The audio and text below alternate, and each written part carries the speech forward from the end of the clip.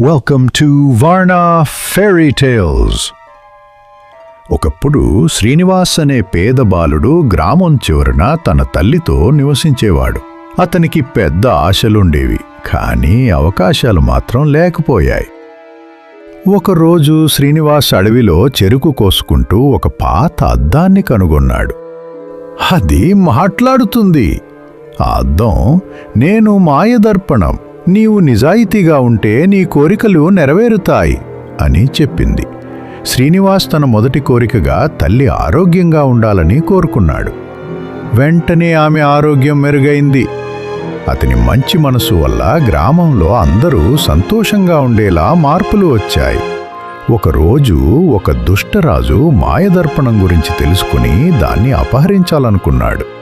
శ్రీనివాస్ ధైర్యంగా మాయదర్పణాన్ని కాపాడి దుష్టరాజును నిజం చూపించే అద్దంతో సంస్కరించాడు. గ్రామస్తులు శ్రీనివాస్ను మాయదర్పణ రక్షకుడిగా గౌరవించారు. అతడు ఎల్లప్పుడూ నిజాయితీగా ఉండే విద్యను అందరికీ నేర్పాడు. ఈ కథ యొక్క నీతి: నిజాయితీ ఉన్న చోట మాయ కూడా మంచి మార్గం చూపుతుంది. మా వీడియో నీ చూసినందుకు కృతజ్ఞతలు.